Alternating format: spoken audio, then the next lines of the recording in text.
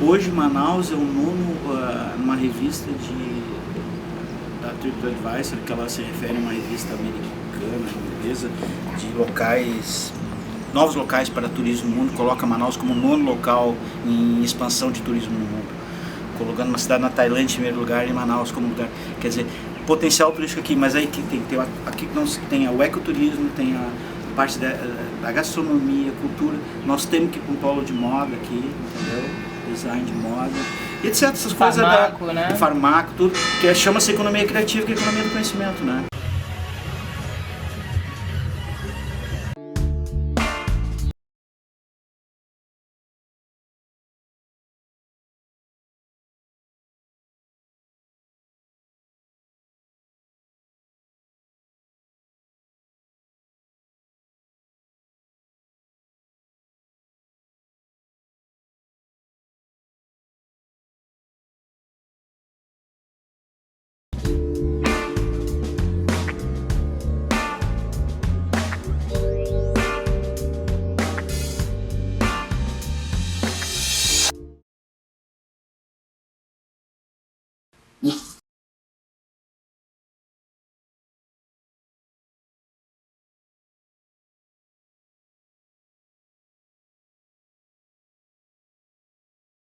Poderemos brindar ao sul e ao norte. Você do sul, hoje coordenador de arquitetura de uma universidade aqui em Manaus, recebido com todo o calor da nossa Amazônia. Tibério, como é que você se sente aportar nessa cidade, que outrora foi um dos grandes marcos para a história do Brasil?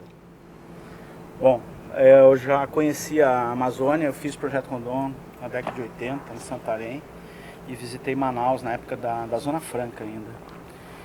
E visitei cidades assim, tropicais no mundo e o que eu posso dizer? Isso aqui me lembra muito Bangkok, como eu te falei, Tailândia. Interessante, né? Essa relação onde você identificou, na história mesmo da construção da cidade? Manaus tem um período francês, né, da Belle Époque, e a Ásia também, Vietnã, etc., também tem um período francês. E depois tem um período americano, e aqui também tem um certo momento, um período americano, por essa questão do polo industrial, e Harley Davidson, Laureate International, etc, etc. Isso daí Foi uma ligação que eu fiz. Clima também? Tem um feeling tato, não quer dizer que é uma verdade absoluta. É uma ligação que eu fiz. Você tem vários livros publicados. Eu vou até pegar aqui, peraí, que a gente quebra sempre os paradigmas aqui. Vou pegar que um dos teus livros também é um dos livros citados, você falou pra gente, Sebrae, salvo engano? Como um dos 10 livros citados, um dos melhores livros para empreendedorismo, né? Esse livro aqui, ó, Empreendedorismo na Era do Conhecimento, a revista Pequenas Empresas e Grandes Negócios colocou como os 10 livros para serem lidos sobre empreendedorismo. Tá? Esse livro foi feito no contexto da produção intelectual do meu doutorado em gestão do conhecimento e depois ele virou uma referência. Mas eu acho que esse livro aqui, ó, seria um livro texto para a disciplina de gestão do conhecimento. Um livro, ele é uma ciência muito vasta, mas esse aqui, nos tópicos, ele ataca todas as linhas sobre gestão de conhecimento. Quantos livros escritos já? Eu acho que eu tenho 7. Nossa, bem extenso, eu não sei. Você não para? Uns eu não sei se estão valendo, porque não. Esse aqui tem SBN, sou registrado. Esse aqui é da UFSC, né? Esse aqui é da Universidade Federal de Santa Catarina, esse livro aqui também é razoável. Gestão do conhecimento também organizacional. Esse outro aqui também, Sustentabilidade e a Era do Conhecimento. Sustentabilidade, fala-se tanto em sustentabilidade. Economicamente, é viável trabalhar com sustentabilidade? Você acha que a criatividade, o futuro caminha para a era de sustentabilidade? Isso já se fala nos últimos 15 anos, se ouvi tanto falar sobre isso? Em termos de humanidade é recente, né? Porque a parte de meio ambiente assim, explodiu depois de 72, né? na reunião da Estocolmo, depois 87 com a AgroBlue, desenvolvimento sustentável, etc. Então, em termos de história da humanidade é recente, se você falar em 20, 30 anos, né? Como o planeta tem 4,6 bilhões de anos. A Revolução Industrial foi o marco dela em 1750. Telefone celular nós temos há 20 anos. A gestão do conhecimento, a era do conhecimento, nós temos 30, 40 anos. Tudo muito recente, né?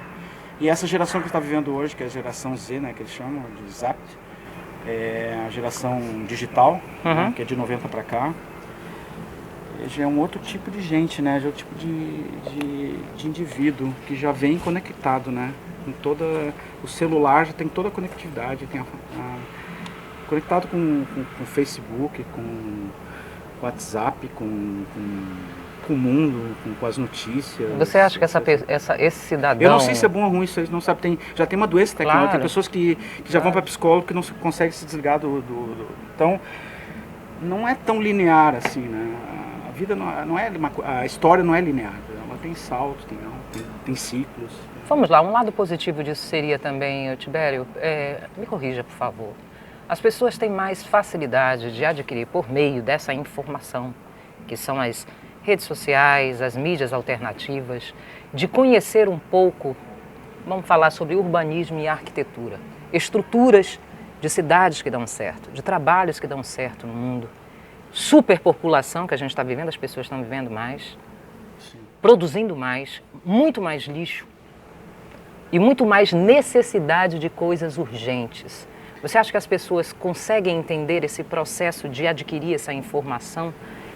Eu acho que assim, a minha visão, né, uma visão até minha, né, bem pequena, o mundo está num divisor de águas, né, agora, tipo assim, eu acho que a sustentabilidade veio para ficar, porque realmente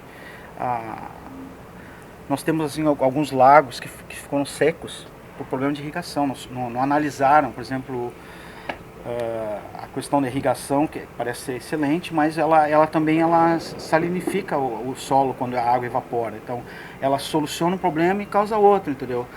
Então, é muito dinâmico essa questão ambiental, as variáveis são maiores.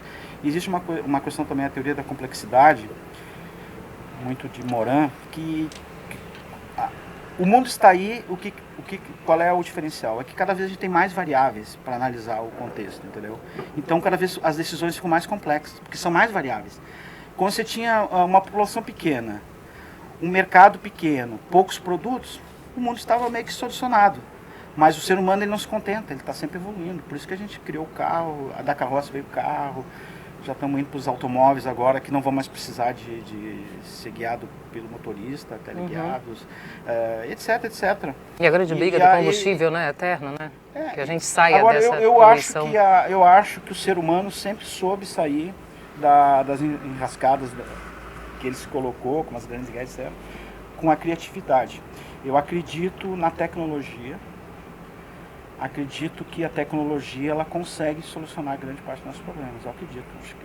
Vamos lá para a sua área, né? A gente está aqui num dos pontos, num dos marcos que serviu aí de pano de fundo a grande pujança de Manaus, né?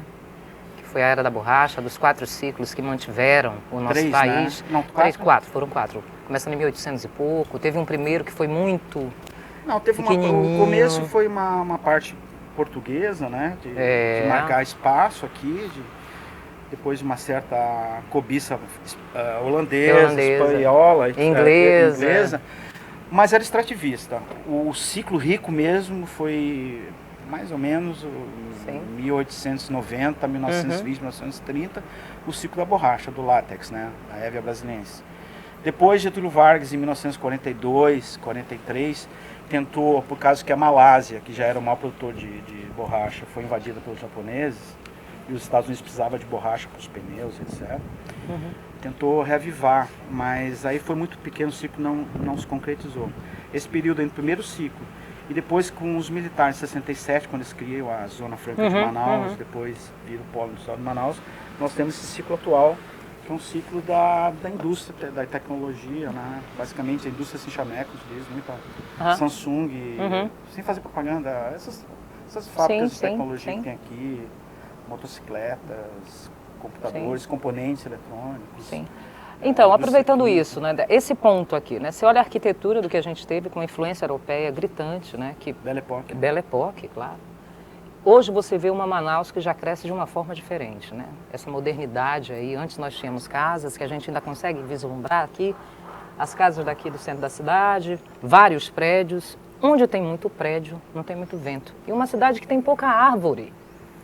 Como é que pode um negócio desse? Uma Manaus que cresce sem árvore. Aí a gente vai para os bairros que são planejados, agora, em pleno século XXI, nego pega, passa ali a máquina, sai derrubando e fica um descampado. Mas eu vi que Que absurdo! A prefeitura ela tem um programa que acho que é... Eu não sei o nome do programa, assim, mas é um programa Manaus Verde, Manaus Planta, uma coisa. Ela tem uma secretaria, está trabalhando em cima disso. Agora é um paradoxo, o ser humano é paradoxo. Nós estamos na maior floresta do mundo e nós temos a cidade que temos menores densidades de árvore, né, dentro da parte urbana. Sim. Você viajou o mundo inteiro. Hoje como você vê essa Manaus? Manaus é até o novo Porto. 6 meses, mais ou menos, que você está morando aqui. Você eu não conheço muito, sabe? A verdade é o seguinte, o que dá para falar em termos de cidade? As cidades, elas, depois da Guerra Fria, depois da Segunda Guerra Mundial, com o contexto da globalização, que é o novo mundo que está desenhado, que é a questão hoje da... Porque o comércio sempre existiu no mundo. Então, qual é a diferença entre mundialização e globalização? Mundialização era só a troca de mercadorias, mas hoje nós temos a globalização que não é só a troca de mercadorias. Hoje são trocas financeiras, entendeu? E trocas de conhecimento e etc. O mundo hoje, então, ele está globalizado por essa questão de que enquanto a gente está dormindo aqui na América, lá na Ásia está começando a raiar o dia. Então enquanto uma bolsa de valores está fechando aqui, a outra está abrindo. Quem quiser trabalhar com ativos, esse de stock exchange, com valores imobiliários, vai tá sempre acordado, né? Porque o mundo está sempre girando. Quer dizer, essa é a velocidade do mundo hoje da financiarização. Então é um outro mundo, né? Essa globalização não corre um risco aí? As cidades, elas têm assim um viés assim que elas ficaram um pouco parecidas. Então, pois os centros urbanos assim são assim, algumas coisas são muito ícones assim, tipo assim, cidades da Ásia. As cidades que mais crescem são as da Ásia, né, em termos de tem identificações. A Europa um pouco já estabelecida naquele status quo deles, né, de cultura. Economicamente, o que você vê como viés para aqui para a Amazônia? Para o Brasil e para o mundo.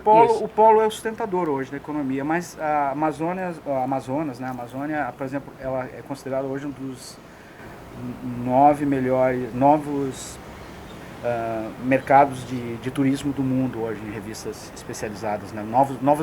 Novos lugares para visitar está lá a Amazônia hoje, junto com alguns lugares na Tailândia, lá Nang na Tailândia, até umas cidades na Rússia e está lá Manaus. O ecoturismo aqui, sem dúvida, mas é o que chama-se hoje de economia criativa, né? A economia criativa é a gente trabalhar toda essa parte de serviço que tem em volta da própria vertente da sustentabilidade, que é a questão da cultura, gastronomia, design, aí design a questão de moda, roupa, estilo, gastronomia, artes, mobiliário, etc. Tem muita coisa que eu acho. Tem que trabalhar a mão de obra, né? É o que a gente está fazendo, né? Eu trabalho com educação, né? A gente está querendo preparar. Acho que outra coisa, a universidade, Manaus tem excelentes, bons centros de estudo, né? Tem um FAM, tem essa UEA estadual, privadas tem várias boas, né? Eu vou fazer a minha... Hoje você está na Laureate, né? Você é coordenador de arquitetura da Laureate, né? Sim, com muito orgulho. Acho muito boa a faculdade, excelente estrutura, bons professores. Meu orgulho de trabalhar para a Laureate. Se você tivesse que escolher um lugar para morar aqui em Manaus, do que você conhece, que lugar seria? Rapaz, eu já fui num sítio, aí já tomei banho de igarapé. Gostei da água geladinha do igarapé, né? É bom, né?